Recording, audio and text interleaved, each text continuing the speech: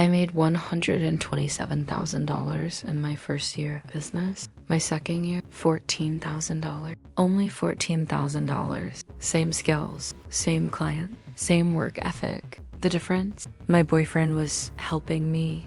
Turns out he wasn't helping. And this is how the man I loved sabotaged my entire business for 18 months while I thought he was supporting my dream. If you've ever trusted someone who said they wanted you to succeed, you need to hear this. Drop a comment if you've been sabotaged by someone who claimed to love you. Let's get into it. 2 years ago, I graduated from business school with a degree in marketing and $68,000 in student loans. I had a choice: take a corporate job making $55,000 a year and spend the next decade climbing someone else's ladder, or bet on myself and start a consulting business helping small businesses with their digital marketing. One chose myself. My parents thought I was insane. My boyfriend Jake said he believed in me. "You're going to kill it," he told me the night I filed my LLC paperwork. "I'll support you however I can. You focus on building the business. I've got your back." We talked about marriage, kids, the whole future. The plan was I'd build my business, he'd get into med school, and we'd both be successful professionals together. It sounded perfect. $3,500 in revenue. Month 2, 5 clients. $7,200 in revenue. Month 3, 8 client. $11,500 in revenue. I was killing it, working 16-hour days, learning as I went, delivering results that made my clients happy. Word of mouth was spreading. My calendar was filling up with discovery calls. Jake was proud of me. At least that's what he said. "Babe, you're amazing," he'd say, watching me work late into the night. "I knew you could do this." He'd bring me coffee while I worked, make dinner when I was too busy to cook, handle little things around our apartment. We'd moved in together 6 months before I started the business, so I could focus. He was supportive, attentive, perfect. Or so I thought. By month 6, I had 15 clients and was making around $18,000 a month in revenue. This was working. I was actually doing it, but I was drowning in administrative work. Answering emails, scheduling calls, sending invoices, following up on payments. I'm working from home 2 days a week anyway. I can answer emails, schedule stuff, handle the administrative things. And yes, it would save me the $3,000 a month I'd budgeted for a virtual assistant. Trained him on how I like things done. For the first 2 weeks, it was amazing. Freed up probably 10 hours of my week. I took on 2 more clients. Revenue jumped to $21,000 a month. I thought I'd made the smartest decision ever. Month 8. I was on a call with one of my best clients, the boutique law firm that had been with me since month 1. "Madison, we need to talk about something," Karen, the managing partner, said. Her tone was dot off. "Of course, what's up?" My stomach dropped. "What emails?" She forwarded them to me during the call. I read them while she waited. They were from my business email, sent while I was in client meetings. "If you want additional work, it's extra. I already explained this."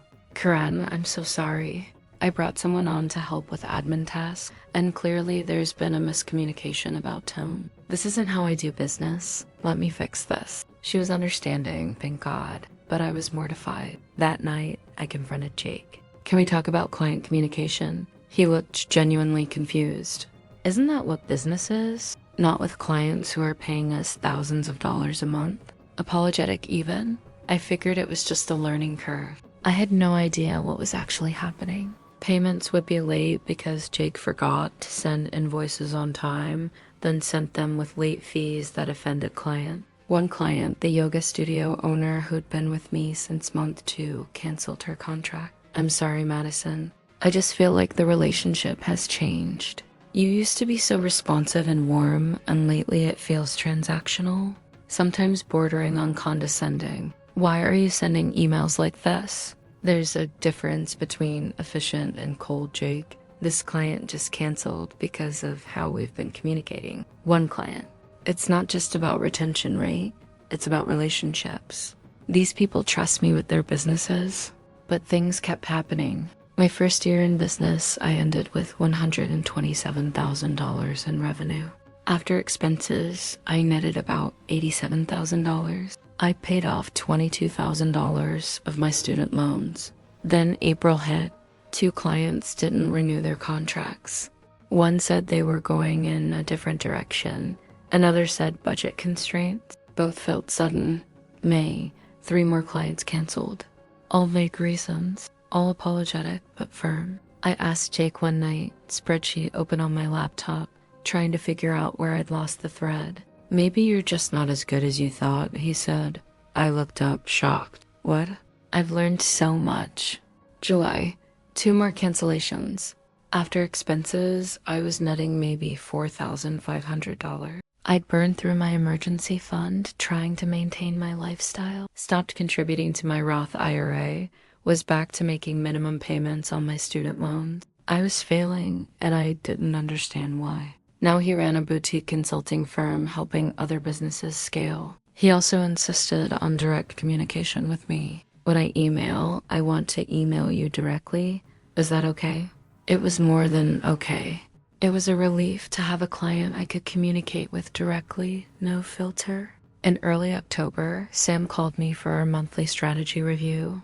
I'm doing good work. I'm responsive. I care about these businesses. I believe you, but that should be making things better, not worse. There was a long pause. Tell me if they sound like you. Every email sent from my business account to clients over the last 6 months. To the bakery owner who'd been one of my first clients. If it happens again, I'll need to reconsider our working relationship. Either trust my expertise or find someone else. Karen had been asking thoughtful questions about a campaign. This response was condescending and dismissive. Rude, short, condescending, sometimes outright hostile. None of them sounded like me. Every single hostile email was sent while I was in meetings, on calls, or otherwise unavailable. Times when Jake would have been handling my email, my heart was pounding. 47 emails. I read every single one. The client had reached out 3 weeks before their desired start date. That was perfectly reasonable planning. Additional work means additional fees. If you want more, you pay more. That's how business works. I would have done it happily as part of maintaining a good relationship. I sat there at 2 a.m. reading email after email, watching my business reputation get destroyed one message at a time by the man I loved, the man who said he was helping me, the man who is sleeping in our bedroom right now, peaceful and content. I would have killed for those opportunities. They're condescending. They're the opposite of how I communicate with clients. I thought you wanted me to be direct and professional. There's a difference between direct and hostile. These emails are hostile. You turned away 3 potential clients without telling me. I'm down to 6 clients from 17. I'm not overwhelmed.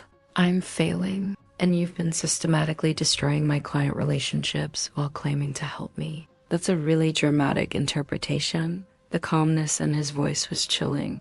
Is it? Or is it accurate? Jake, I have lost 11 clients in 6 months. You said it would free me up to focus on the actual work, and it did. Not my fault you couldn't maintain the relationships, even with administrative help. I stared at him. My future, my dreams. Did you do this on purpose? Do it on purpose. That's what I'm asking. I made some mistakes with tone. I admit that, but sabotage? Come on. I pulled out my phone and opened the document I'd prepared. You shared confidential business communications with a client? He asked to see them because he'd heard from other business owners that I'd become difficult to work with. He wanted to understand what was happening. And he said these emails are textbook professional sabotage. He's calling me this morning to discuss next steps. Jake set down his coffee mug very carefully. I think you're overreacting. Get out. What? Get out. Pack your things. This is my apartment too. I didn't do anything except try to help. Then why did you turn away new clients without telling me? No answer. Why did you systematically destroy the relationships I'd spent a year building? He looked at me for a long moment. Then he said the most chilling thing I've ever heard. Because you were getting too successful, and I couldn't compete with that. Jake didn't leave immediately. We had to figure out the apartment situation. But he moved into the spare bedroom, and we barely spoke for the next 2 weeks while I tried to salvage my business. His second application cycle, he hadn't told me. I thought he was waiting to hear back. Turns out he'd been rejected in March, right when my client cancellations started accelerating. Had gotten offers, making me feel guilty, making me feel like he was sacrificing for me. He was keeping himself in a position where he could control my business communications and ensure I stayed small enough that he didn't feel threatened. It's called economic abuse, Sam explained. Becoming financially independent, that's threatening to someone who ties their self-worth to being needed. He could have just talked to me. Abusers don't talk, they control. And he was controlling you by controlling your business. Sam helped me understand what had happened. First, damage control. I reached out to every client who'd canceled in the last 6 months, sent personal emails actually written by me from my account with Jake's access revoked.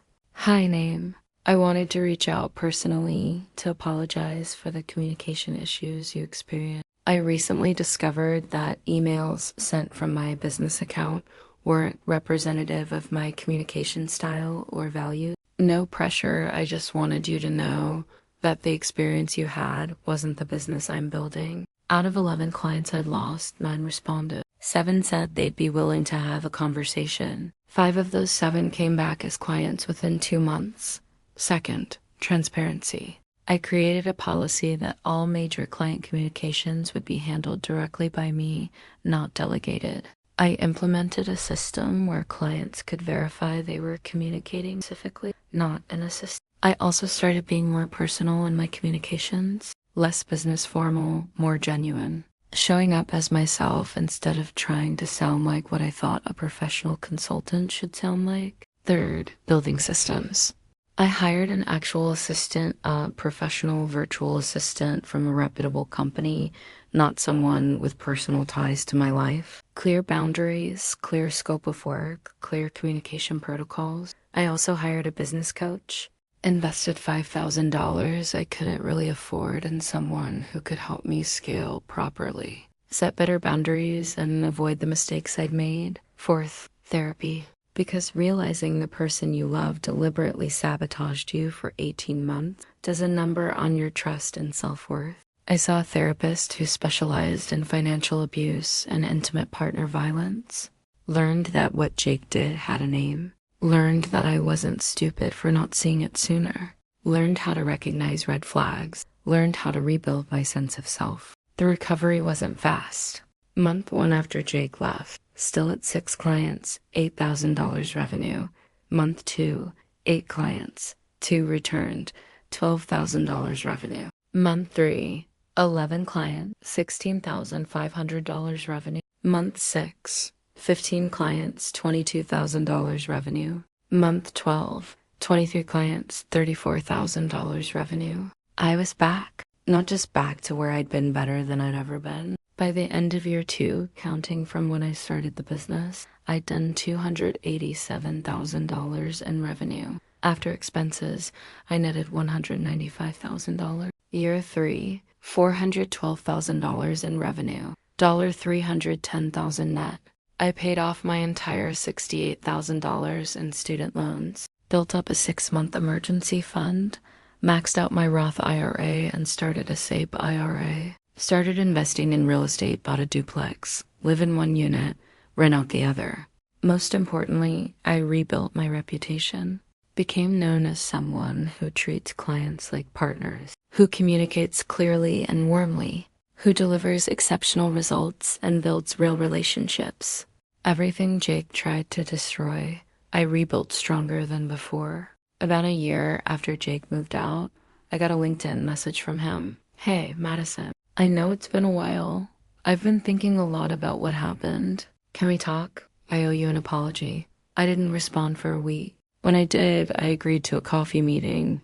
Public place, daytime, 1 hour. He looked different, tired, older. Thanks for meeting me, he said. You said you owed me an apology. I do.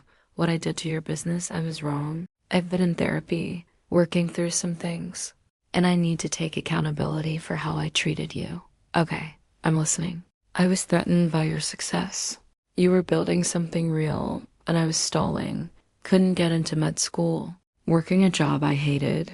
And instead of dealing with my own insecurity and jealousy, I took it out on you by sabotaging what you'd built. You cost me almost $100,000 in revenue that year. I know. You destroyed relationships I'd spent months building. I know. You made me think I was failing when I was actually being sabotaged by the person I trusted most. I know, and I'm sorry. I can't undo it, but I'm sorry. I sat there, looking at this man who'd once been the center of my world. Why didn't you just talk to me? If you were struggling, we could have figured it out together, because I was ashamed and scared. And instead of dealing with those feelings, I tried to make you small enough that I felt big. That's fucked up, Jake. I know. We sat in silence for a minute. Are you still doing the business? He asked. Yeah, actually, I'm doing really well. Hit $300,000 revenue last year. On track for $500,000 this year. His face twitched. Even now, even in therapy, my success made him uncomfortable. That's great, he said, but it sounded forced. I hope you find whatever you're looking for, I said, standing up. I hope you deal with whatever made you think destroying me was better than supporting me, but I don't forgive you. Not yet. Maybe not ever. What you did was calculated abuse, and an apology doesn't undo that. I understand. I left him there with his coffee and his regrets, and I felt nothing, no anger, no sadness, no residual love, just gratitude that I'd gotten out before he destroyed me completely. I'm 27 now. My business is thriving. I'm on track to clear $550,000 in revenue this year, netting around $400,000 after expenses. I bought a house, paid off all my debt, built investments that'll compound for the next 30 years. But more than the money, I learned something invaluable. Financial abuse is real. Employment sabotage is real. And it often comes from the people who claim to love you most. The signs I missed. Partner who insisted on helping with business tasks instead of letting me hire professional. Communications that sounded different from my style, but that I rationalized away. Opportunities I didn't hear about because my partner didn't want to overwhelm me. Systematic undermining disguised as support. Financial dependence created through deliberate sabotage. If any of this sounds familiar, you're not paranoid. You're being abused. And here's what I want you to know. Your success is not threatening to someone who actually loves you. Your financial independence is not a problem for someone who wants your best. Your professional growth should be celebrated, not sabotaged. If someone claims to support you while actively undermining you, they're not confused about boundaries, they're abusing you. Trust your gut, trust your data, trust the pattern, and get out before they destroy what you've built. Today, I run a successful consulting business with 32 clients, a team of 4 employees, and revenue on track to hit $650,000 this year. I bought the duplex, started investing in index funds, built a business that gives me freedom and financial security. But more importantly, I learned to trust myself again. I learned that I wasn't failing, I was being sabotaged. I learned that success is threatening to people with fragile egos. I learned that love and control are not the same thing. And I learned that the best revenge is building something so successful that their sabotage becomes nothing more than a temporary setback in your origin story. Jake tried to keep me small. Instead, he taught me how strong I actually am. This is for every woman who's been told she's too successful or too ambitious, or making her partner feel bad by simply existing in her power. Your success is not the problem. Their insecurity is. Build your business, build your wealth, build your independence, and never, ever let someone convince you that making yourself smaller will make them love you more. They won't love you more, they'll just control you better. Economic abuse, including job sabotage and financial control, affects many survivors of domestic violence and can have devastating long-term effects on quality of life, financial security, and independence. Financial abuse affects more than 50% of women in abusive relationships and impacts all income levels. Even women who are financially self-sufficient often face coercive control and manipulation from their partners. Understand some signs of financial abuse and job sabotage. Your partner insists on helping with company communications. Your professional reputation mysteriously deteriorates. Opportunities disappear or are ignored. Income drops despite the same skills effort. Your partner discourages hiring outside help. Business decisions require your partner's approval. Your partner undermines your professional confidence. If you are experiencing this, seek guidance from National Domestic Violence Helpline or NAT, Ional Financial Abuse Helpline. You deserve to succeed. You deserve support, not sabotage. You deserve a partner who celebrates your victories, not someone who secretly orchestrates your defeats. Build your empire. Trust yourself. Get out of this relationship if someone is destroying it. Your success is not up for negotiation.